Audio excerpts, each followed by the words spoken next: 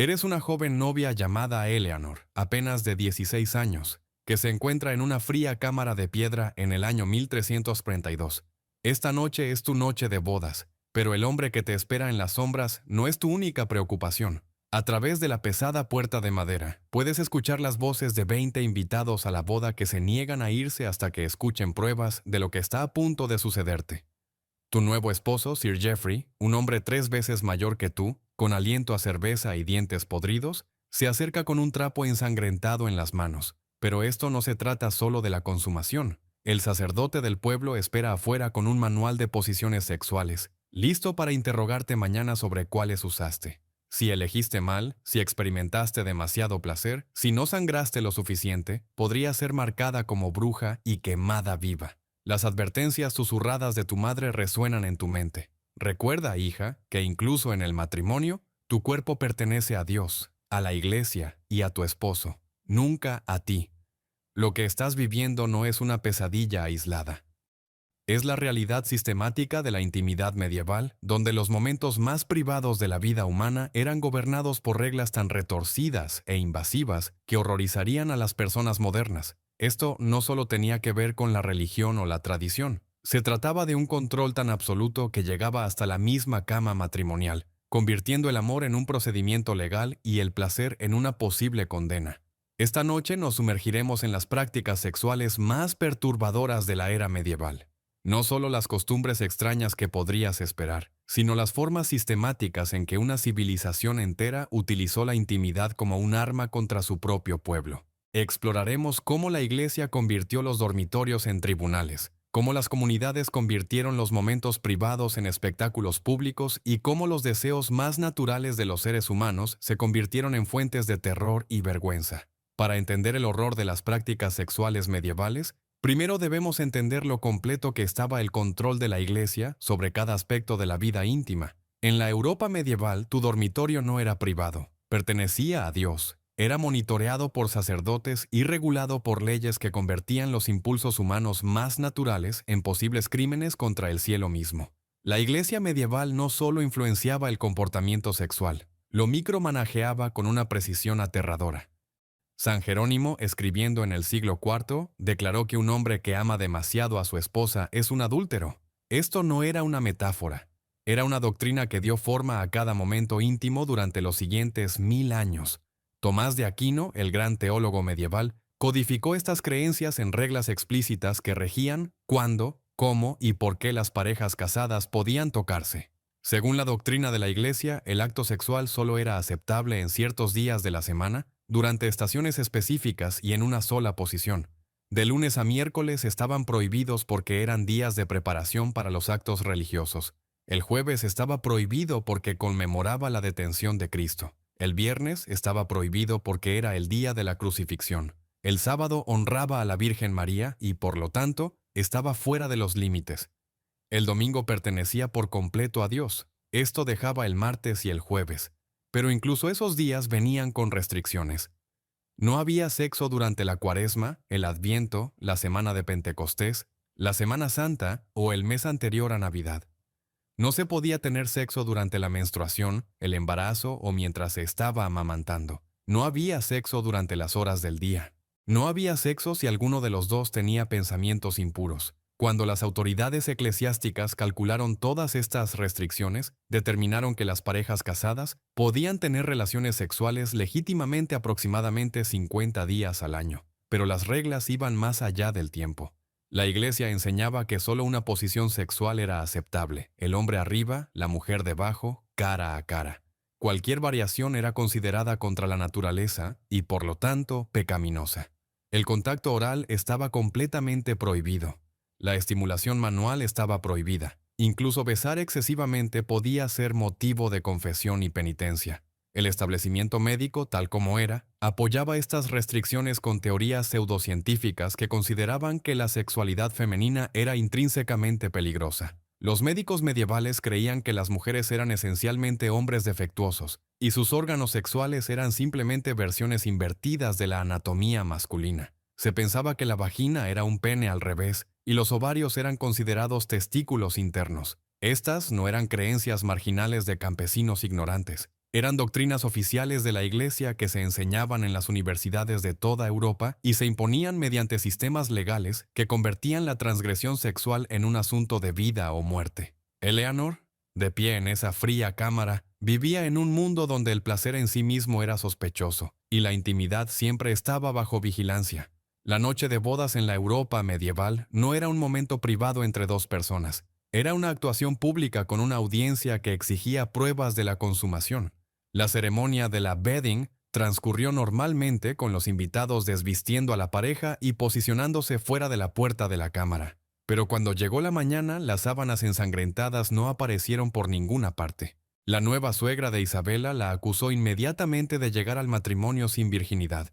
La familia llamó al sacerdote del pueblo para examinar el cuerpo de Isabela. Enfrente de una sala llena de testigos, fue obligada a someterse a una inspección física invasiva para determinar si realmente era virgen. La conclusión del sacerdote fue devastadora. Su himen ya estaba rasgado, lo que en la comprensión medieval significaba que ella había tenido relaciones sexuales antes del matrimonio. La acusación destruyó la vida de Isabela. Su propia familia se negó a recibirla de vuelta, alegando que ella había avergonzado su nombre. La familia de Lord Robert exigió una compensación por el fraude, amenazando con acusar a Isabela de brujería si no se les pagaba. Isabela se encontró atrapada en un matrimonio donde era tratada como mercancía dañada, recordada constantemente por su supuesto pecado. La verdad, que la medicina medieval no podía comprender, era que el himen de Isabela se había roto años antes en un accidente mientras montaba a caballo. Pero en un mundo donde la anatomía femenina era completamente malinterpretada, las variaciones naturales en la fisiología se convertían en evidencia de corrupción moral. Isabela murió 3 años después durante el parto, aún marcada como la mujer que engañó a su esposo en su noche de bodas. Aún más trágica fue la suerte de Agnes, la tejedora, una joven de un pequeño pueblo inglés que cometió el error de reportar sus sueños sexuales a un sacerdote durante la confesión. Agnes, de apenas 18 años, había estado experimentando visiones nocturnas vívidas que la dejaban confundida y asustada. En busca de orientación espiritual, le describió estos sueños al padre Benedict durante su confesión semanal. El padre Benedict reconoció inmediatamente los síntomas de una visita demoníaca. Según la doctrina de la Iglesia, los sueños de Agnes eran prueba de que había sido seducida por un incubus, un demonio masculino que acechaba a las mujeres jóvenes a través de sueños sexuales. El sacerdote comenzó una investigación que acabaría destruyendo la vida de Agnes y que terminaría con su muerte. La investigación comenzó con detallados interrogatorios sobre los sueños de Agnes. El padre Benedict exigió descripciones explícitas de lo que había ocurrido, quién se le había aparecido y qué sensaciones físicas había experimentado.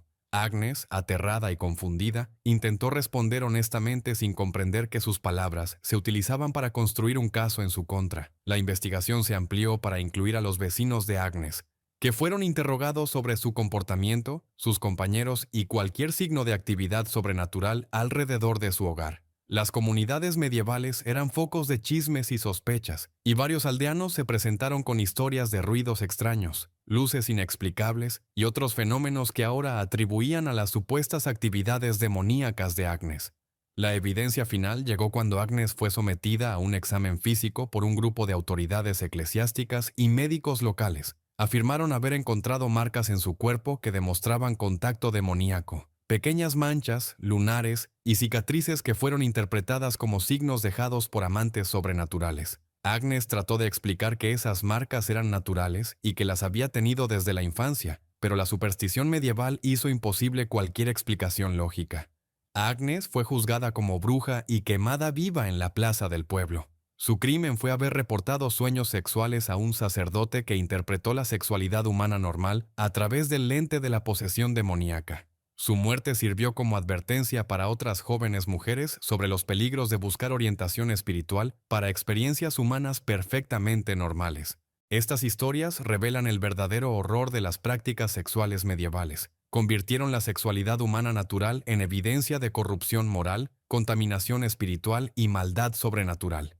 La opresión sexual sistemática de la Europa medieval no terminó con la Edad Media. Su influencia resonó a lo largo de siglos de cultura europea, dando forma a las actitudes sobre la sexualidad, el género y la autonomía corporal que persisten en varias formas hasta el día de hoy. La utilización de la intimidad por parte de la Iglesia creó patrones psicológicos y sociales que demostraron ser sorprendentemente duraderos. El período medieval estableció el principio de que el placer sexual era inherentemente sospechoso, especialmente para las mujeres. Este sistema de creencias creó generaciones de personas que veían sus propios deseos naturales como fuentes de vergüenza y posible condena. La idea de que las mujeres virtuosas no debían disfrutar de la intimidad física se arraigó tan profundamente en la cultura europea que influenció la práctica médica, los sistemas legales y las expectativas sociales hasta bien entrado el siglo XX. La práctica de la verificación pública de la actividad sexual estableció precedentes para la vigilancia comunitaria del comportamiento privado que reaparecería a lo largo de la historia europea. La Inquisición española amplió estos métodos, utilizando la tortura para obtener confesiones sobre prácticas sexuales de los sospechosos de herejía.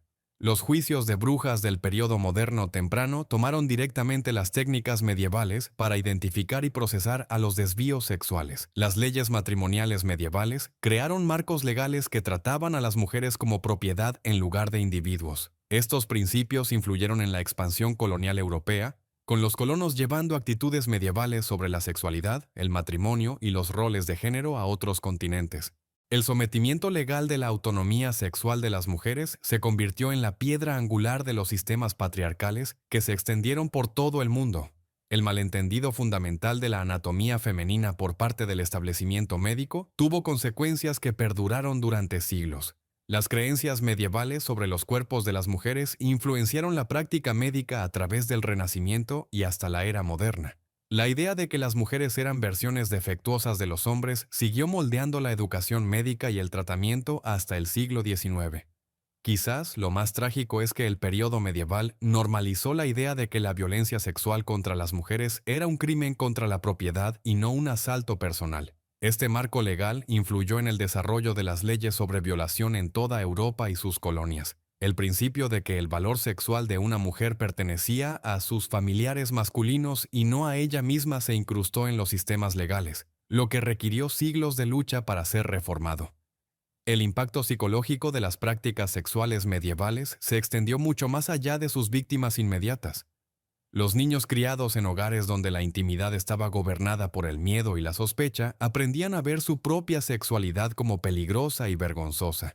Estas actitudes se transmitieron de generación en generación, creando ciclos de disfunción sexual y trauma emocional que afectaban a culturas enteras. El período medieval demostró que la represión sexual podía utilizarse como una herramienta de control social más poderosa que la explotación económica o la violencia física. Al hacer que las personas tuvieran miedo de sus propios cuerpos y deseos, las autoridades podían mantener el orden sin la necesidad de vigilancia o castigos constantes. Los mecanismos fundamentales que permitieron la opresión sexual medieval no han desaparecido de la sociedad moderna. Simplemente han evolucionado hacia formas más sofisticadas que son más difíciles de reconocer, pero igualmente destructivas. Entender cómo las autoridades medievales utilizaron la intimidad como arma proporciona una visión crucial de las luchas contemporáneas por la libertad sexual y la autonomía corporal. La detallada regulación de las posiciones sexuales y las prácticas por parte de la Iglesia medieval encuentra paralelismos perturbadores con los intentos modernos de legislar el comportamiento íntimo. Los debates contemporáneos sobre anticoncepción, derechos reproductivos y educación sexual a menudo emplean la misma lógica que utilizaban las autoridades medievales para justificar su intrusión en los dormitorios privados. El principio de que las autoridades religiosas o gubernamentales deben determinar las prácticas sexuales aceptables sigue siendo una fuerza poderosa en muchas sociedades. La práctica medieval de la vigilancia comunitaria del comportamiento sexual se ha mejorado en lugar de eliminada por la tecnología moderna. Las comunicaciones digitales crean registros permanentes de conversaciones y relaciones íntimas. Las redes sociales permiten a las comunidades monitorear y juzgar el comportamiento privado con una precisión sin precedentes. Los mismos mecanismos psicológicos que permitieron a los vecinos medievales vigilar la sexualidad de los demás operan hoy a través de plataformas en línea y vigilancia digital. La creencia medieval de que las experiencias sexuales de las mujeres pertenecen a sus familiares masculinos en lugar de a ellas mismas persiste en formas modificadas en todo el mundo.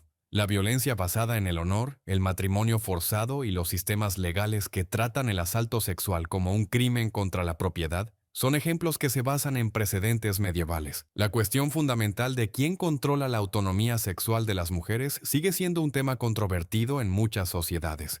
Quizás lo más preocupante es que el uso medieval de la vergüenza sexual como herramienta de control social ha sido amplificado por los medios de comunicación y la tecnología moderna. La capacidad de documentar, distribuir y preservar permanentemente momentos íntimos crea nuevas oportunidades para el tipo de humillación sexual que las autoridades medievales usaban para mantener el orden. La utilización de la sexualidad como un arma contra los opositores políticos, las minorías sociales y cualquier persona que desafíe la autoridad sigue patrones establecidos en la Europa medieval. La naturaleza internacional de la sociedad moderna ha creado nuevas oportunidades para la explotación sexual, mientras que la complejidad jurisdiccional y la fragmentación institucional han hecho que la rendición de cuentas sea más difícil de lograr. Vuelvan conmigo ahora a esa fría cámara de piedra donde la joven Eleanor se encuentra temblando antes de su experiencia en la noche de bodas. En su terror, vemos no solo a una mujer sufriendo, sino la culminación de un ataque sistemático de toda una civilización contra la sexualidad humana. Su historia representa a miles de mujeres cuyos momentos más íntimos fueron transformados en espectáculos públicos de control y humillación. El periodo medieval creó prácticas sexuales tan perturbadoras que desafían nuestra comprensión de la crueldad humana. No eran productos de la ignorancia o el pensamiento primitivo. Eran sistemas sofisticados de opresión diseñados por personas inteligentes que entendían exactamente cómo utilizar la vergüenza, el miedo y la autoridad religiosa para controlar los aspectos más fundamentales de la experiencia humana. La noche de bodas de Eleanor no se trataba de amor, placer o incluso reproducción. Se trataba de poder, el poder para determinar quién podía tocar a quién, cuándo y cómo. El poder para transformar los deseos humanos naturales en evidencia de corrupción espiritual. El poder para hacer que las personas tuvieran miedo de sus propios cuerpos y sospecharan de sus propios sentimientos. Las sábanas ensangrentadas que la comunidad de Eleanor exigía no eran solo una prueba de consumación, eran símbolos de una sociedad que había logrado convertir la intimidad en un arma. Al obligar a las mujeres a mostrar la evidencia de sus experiencias sexuales, las autoridades medievales convirtieron los momentos más privados de los seres humanos en declaraciones públicas de sumisión. Las velas pueden haberse apagado en la cámara de Eleanor hace siglos, pero las preguntas que su historia plantea sobre la libertad sexual, la propiedad del cuerpo y los límites del control institucional siguen siendo tan urgentes hoy como lo fueron en la Europa medieval. Su sufrimiento nos recuerda que la lucha por la libertad sexual no es una invención moderna, sino una aspiración humana ancestral que trasciende cualquier momento histórico en particular. Al recordar a estas víctimas olvidadas de la opresión sexual, honramos no solo su memoria, sino también nuestra obligación de asegurarnos de que la intimidad siga siendo una fuente de alegría en lugar de terror, una conexión en lugar de control.